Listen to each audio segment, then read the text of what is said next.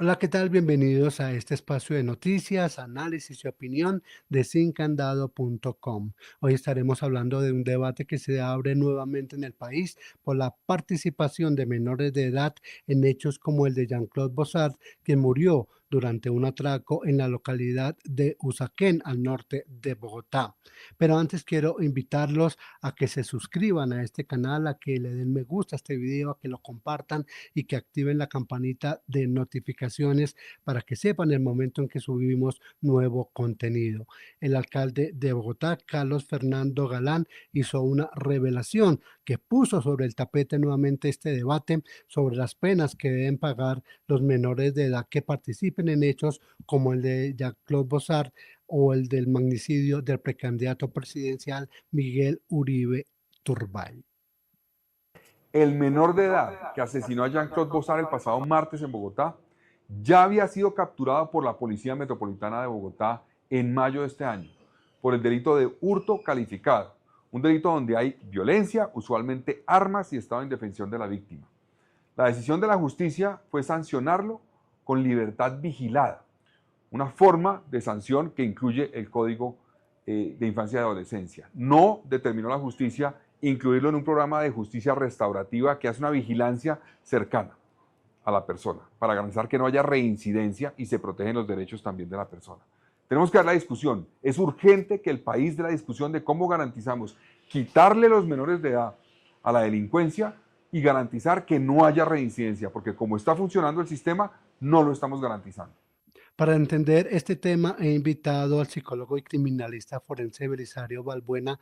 ¿Cómo entender la conducta de un menor de edad que lleva, por ejemplo, a casos de homicidios? ¿Qué lo lleva a cometer ese tipo de hechos?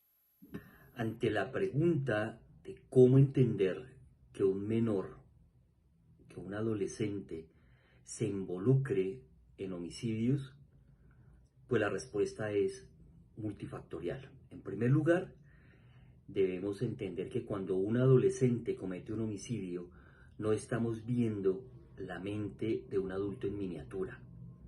Estamos viendo a un joven cuyo cerebro aún no ha terminado de madurar, especialmente las áreas que regulan el juicio, la impulsividad y la anticipación de consecuencias. Esas áreas hacen parte de la corteza prefrontal y esto es lo último que se desarrolla. De hecho, su desarrollo cerebral más o menos concluye hacia los 25 o 30 años de edad. A esto se le suma entornos violentos o de criminalidad, de cultura o de subcultura criminal en la que el niño o adolescente ha crecido, ausencia de supervisión y de pautas de crianza, negligencia en el cuidado, reclutamiento o instrumentalización por bandas criminales y en muchos casos una historia previa de victimización, precisamente por haber sufrido violencia desde temprana edad, por haber sufrido abusos físicos, psicológicos, por haber sufrido negligencia en su cuidado o abandono. El homicidio entonces surge como una mezcla peligrosa: inmadurez neuropsicológica, presión de los grupos de pares, reacción emocional desregulada y lamentablemente un contexto que normaliza la violencia. Esto no lo justifica, pero sí nos permite comprender para poder prevenir. Precisamente que el contexto de prevención está en esa infancia temprana, en familias de riesgo, en contextos que son de riesgo, como caldos de cultivo, para producir jóvenes infractores en situaciones tan fuertes como son los homicidios, el sicariato, los asaltos, los atracos, los hurtos y demás delitos que pueden terminar en situaciones trágicas. Doctor Belisario Balbuena, pero entonces lo que se debe llevar es a un aumento de las penas para este tipo de delitos, teniendo en cuenta que son delitos graves, cuando se llega, por ejemplo, al tema del asesinato. Entonces se deben modificar las normas, no solo para que ¿Los grupos delincuenciales utilizan a los menores de edad, sino para que se aumenten las penas?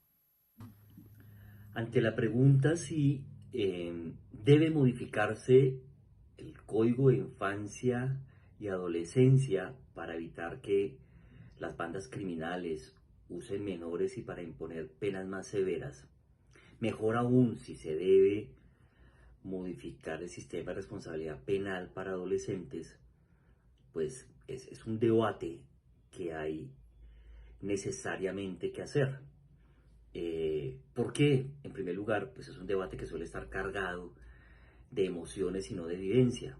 El común de la gente pide, exige que a los adolescentes infractores, en especial cuando cometen estos crímenes mediáticos, se les castigue con las penas más severas, se pide incluso con desconocimiento constitucional eh, pena capital, se pide incluso con desconocimiento constitucional cadenas perpetuas que en Colombia no existen a la fecha.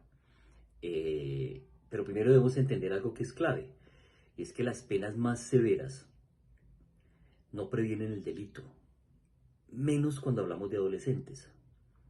La neurociencia, la criminología, el desarrollo, la experiencia comparada en varios países lo ha demostrado una y otra vez. ¿Por qué? Porque los adolescentes no calculan el costo penal con la claridad de un adulto. No les importa, ellos no miden las consecuencias. No actúan desde una planificación, sino más desde situaciones de tipo impulsivo. Tienen dificultad en una herramienta neuropsicológica que tenemos los adultos, que es calcular o evaluar el riesgo y beneficio ante cualquier situación. Ellos no tienen aún desarrollada esa capacidad para evaluar de manera racional el riesgo-beneficio. Y en el caso de aquellos que son instrumentalizados por bandas criminales, muchas veces ni siquiera tienen alternativa. Son básicamente que obligados a cometer el delito. Aumentar las penas sin fortalecer los programas de prevención es simplemente llenar más centros de internamiento sin reducir la violencia. Es hacer que inclusive este joven, este adolescente, que no puede cruzar los 22 años de pagar una condena cuya máxima pena es a 8 años, si nos remitimos al último caso del adolescente de 16 años, él a los 22 años ya quedará libre y sin antecedentes, además. ¿Por qué? Porque solo va a cumplir 6 años de los 8, no puede cruzar la barrera los 22, eso dice la norma. Y si durante ese tiempo no se ha trabajado verdaderamente en generar cambios, porque es posible generar cambios con estos jóvenes infractores, en hacer justicia restaurativa, terapéutica, a través de grupos interdisciplinarios que trabajen con ese joven, que incluso después de que cumpla esa condena se le esté monitoreando, no se le deje a la deriva, se tenga ese antecedente como un factor de riesgo y se siga vigilando en su comportamiento, pues puede haber un cambio sustancial. Pero si se deja a la deriva, si el sitio donde es recluido se vuelve más una escuela del delito, pues ahí estamos ante un serio y gravísimo problema. Lo que sí se debe modificar, y aquí está el punto técnico, es blindar al menor frente a la instrumentalización criminal, es decir, endurecer mucho más las penas para quienes utilicen a menores para cometer crímenes. El código sí necesita ajustes que permitan perseguir, sancionar de forma más contundente a los adultos y organizaciones criminales que los usan incluso como una mano de obra desechable. No es el adolescente finalmente el que debe ser castigado de la manera más dura, sino principalmente el adulto que lo recluta. El sistema de responsabilidad penal para adolescentes pues debe tener en realidad programas reales de tratamiento que sean verificables, que sean cuantificables, no que se dejen a la deriva. Debe haber intervención familiar intensiva con el círculo cercano familiar de estos jóvenes, que seguramente también debe ser disfuncional. Debe trabajarse y enseñarse en cómo funciona el cerebro de estos jóvenes para que ellos entiendan precisamente cómo regularlo, cómo autorregularse y cómo generar cambios sustanciales. Debe haber campañas de prevención comunitaria. Eso es lo primordial si queremos verdaderamente cambios en esta situación que se nos está volviendo lamentablemente paisaje de cada día encontrar más menores de edad incursionando en criminalidad. Muchas gracias al doctor Belisario Balbuena por su participación en este espacio de sincandado.com. Y es que este tema de Jean-Claude Bossard pues ha llevado también a pensar a las personas, a los colombianos y especialmente a los bogotanos, la situación que se está atravesando en Bogotá por la inseguridad. El propio alcalde de Bogotá, Carlos Fernando Galán, dijo que los miembros de la banda que cometieron este hecho eran objeto de seguimiento por parte de las autoridades desde hace algún tiempo y sin embargo no se logró dar con ellos y al final cometieron este hecho que ha causado conmoción en Colombia.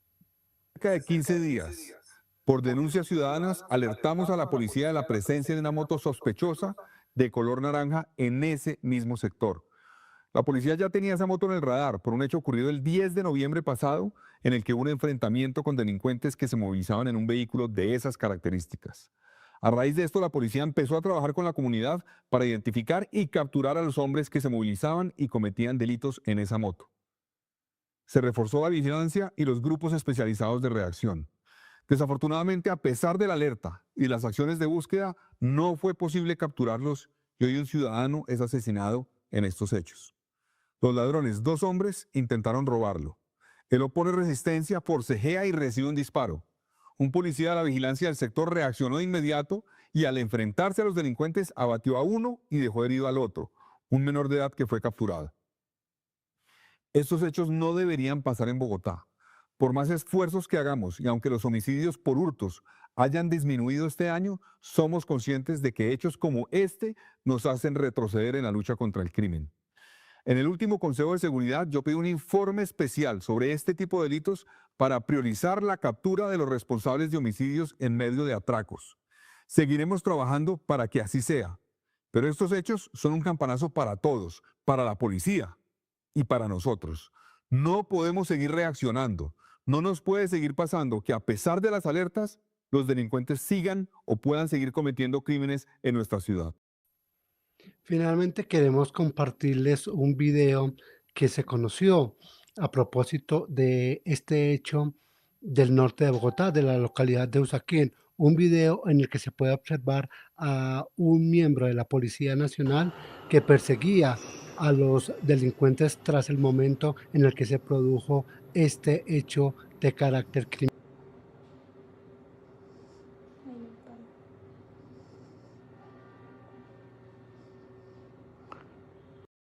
Quedan pues en el ambiente 2 temas por analizar. Primero, ¿debe haber o no aumento de penas para los menores de edad que cometen delitos como el asesinato, en el caso de Jean-Claude Bossard y de Miguel Uribe Turbay, para desestimular a los grupos delincuenciales a utilizar a los menores de edad, a los adolescentes? Y segundo, el tema de la inseguridad en Bogotá.